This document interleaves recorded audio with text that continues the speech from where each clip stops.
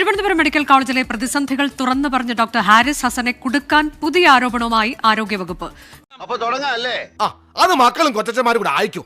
Haris മേധാവിയായിരുന്ന urology ഡിപ്പാർട്ട്മെന്റിന് കീഴിലെ ശസ്ത്രക്രിയാ ഉപകരണങ്ങൾ കാണാതായി എന്ന വിദഗ്ധ സമിതി റിപ്പോർട്ട് ആയുധമാക്കിയാണ് ആരോഗ്യമന്ത്രി വീണ ജോർജ് ഇന്ന് രംഗത്തെത്തിയത്. പഴം പുഴുങ്ങിയ ജീവിതമേ സൈക്കോളജിക്കൽ ത്രില്ലർ. തിരുവനന്തപുരത്ത് എംപിയുടെ ഫണ്ടിൽ നിന്ന് വാങ്ങിച്ച ഒരു ഉപകരണത്തിന്റെ ഒരു ഭാഗം കാണുന്നില്ല എന്നുള്ളത് ഈ അന്വേഷണ സമിതി കണ്ടെത്തി.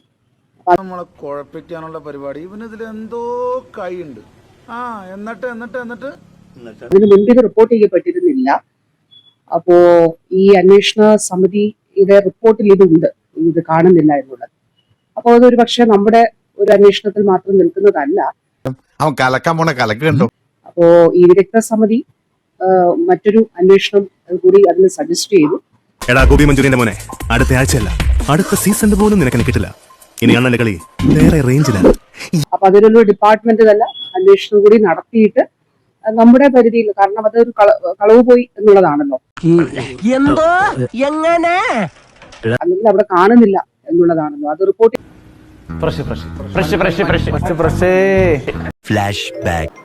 വളരെ ഹാർഡ് വർക്കിംഗ് ആയിട്ടുള്ള ഒരു ഡോക്ടറാണ് ഡോക്ടർ ഹാരിസ് എന്നുള്ളതാണ് ഞാൻ മനസ്സിലാക്കിയിട്ടുള്ളത്. അദ്ദേഹം പറഞ്ഞ കാര്യങ്ങൾ ഉൾപ്പെടെ വിശദമായിട്ട് പരിശോധിക്കുന്നതിന് വേണ്ടിയിട്ട് നിർദ്ദേശം നൽകിയിട്ടുണ്ട്. അത്തരത്തിലുള്ള പരിശോധന നടക്കുകയും ചെയ്യും. ഒരു കാര്യം ഏതായാലും ഉറപ്പാണ്, സർക്കാർ ആശുപത്രികളെ ഒന്നടങ്കം അടച്ച് ആക്ഷേപിക്കരുത്.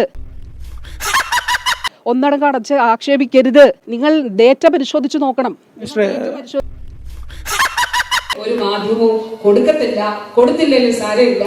ഈ ആക്രമണത്തിന് മുന്നിൽ കേരളത്തിലെ ആരോഗ്യ മേഖല തകർന്നു പോകില്ല. ഇങ്ങനെ എന്തെങ്കിലുമൊക്കെ പറയുമ്പോഴേ എന്റെ മനസ്സിനൊരു സന്തോഷം ഉണ്ടാവുള്ളൂ. കേരളത്തിലെ ആരോഗ്യ മേഖല തകർന്നു പോകില്ല. Flash back.